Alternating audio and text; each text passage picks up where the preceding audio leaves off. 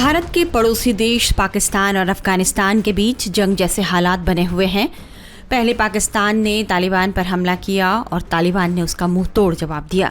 तालिबान से मुंह तोड़ जवाब मिलने के बाद पाकिस्तानी सेना ने एक बार फिर तालिबान पर हमला बोल दिया है।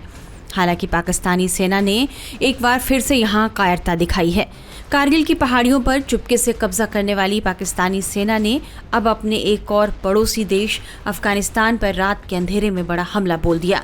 अफगानी मीडिया के मुताबिक रात को करीब 1:30 बजे पाकिस्तानी सेना ने डूरन लाइन पर खोश्त प्रांत के अलीशेर जिले के दावगी इलाके में हमला किया।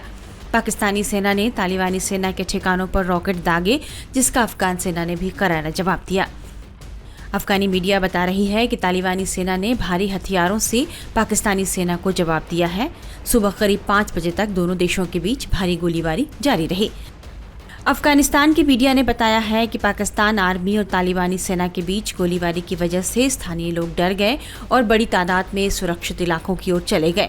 अभी तक दोनों ही सेनाओं ने किसी के हताहत होने का ऐलान नहीं किया है। इससे पहले पाकिस्तानी सेना ने अफगानिस्तान के 4 इलाकों में पिछले दिनों भीषण हवाई हमला करके 50 लोगों को मार दिया था। पाकिस्तान ने कहा कि ये हमला उसने पाकिस्तान के भीतर टीटीपी की कार्रवाई का बदला लेने के नाम पर किया है, क्योंकि ये सभी पाकिस्तान में आतंकवादी कार्रवाई को बढ़ा रहे थे। पाकिस्तान के इस अटैक के जवाब में तालिबान ने भी पलटवार कर पाकिस्तान को हैरान कर दिया। तालिबानी लड़ाके अब पाकिस्तान में घुसकर गदर काटने लगे। तालिबान और पाकिस्तान एक दूसरे के अब कट्टर दुश्मन बन चुके हैं, जबकि दशकों तक पाकिस्तान को अफगान तालिबानियों का संरक्षक माना जाता था। इतना ही नहीं, इस समूह को आगे बढ़ाने में पाकिस्तान की भी बड़ी भूमिका मानी जाती है।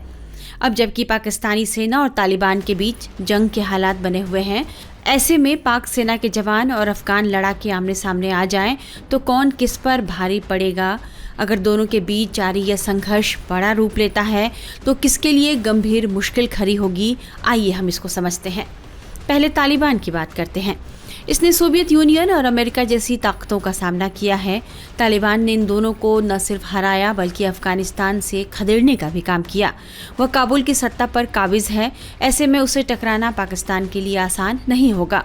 International institute for strategic studies की तरफ से वैश्विक सेनाओं के वार्षिक विश्लेषण के अनुसार अफगानिस्तान तालिबान के पास करीब 1.5 लाख सक्रिय लड़ाके हैं। रक्षा बलों को औपचारिक रूप देने के लिए तालिबान सरकार ने विशेष बलों के तहत 3 बटालियन और 8 पैदल सेना कोर बनाए हैं। सेना के पास विभिन्न प्रकार के बख्तरबंद वाहन, टो किए जाने वाले तोपखाने, 3 हल्के विमान और 14 हेलीकॉप्टर हैं, जिनमें अमेरिका निर्मित ब्लैक हॉक्स भी शामिल है। तालिबान के पास कुछ रूसी हमलावर हेलीकॉप्टर भी हैं। वहीं ग्लोबल फायर पावर की रैंकिंग के अनुसार 2024 की वैश्विक सैन्य शक्ति की 145 देशों की सूची में पाकिस्तान 9वें नंबर पर है, जबकि अफगानिस्तान का तालिबान 115वें स्थान पर। पाकिस्तानी सेना अफगान तालिबान के मुकाबले संख्या बल में अधिक है। पाकिस्तान के पास कुल सैनिकों की संख्या 6,54,000 है। पाकिस्तान के पास मिलिट्री व्हीकल की कुल संख्या 50,523 है। पाकिस्तान के पास 602 रॉकेट लॉन्चर भी हैं। वहीं अघोषित रूप से तालिबान के पास इनकी संख्या कुछ दर्जन ही है। विमानों की बात करें तो पाकिस्तान के पास कुल 1,434 विमान हैं, वहीं तालिबान के पास कुल 17 विमान। पाकिस्तान के पास 477 लड़ाकू विमान भी हैं, जबकि तालिबान के पास एक भी लड़ाकू विमान नहीं है। पाकिस्तान के पास 6 ट्रांसपोर्ट विमान हैं, जबकि तालिबान के पास एक भी ट्रांसपोर्ट विमान नहीं है।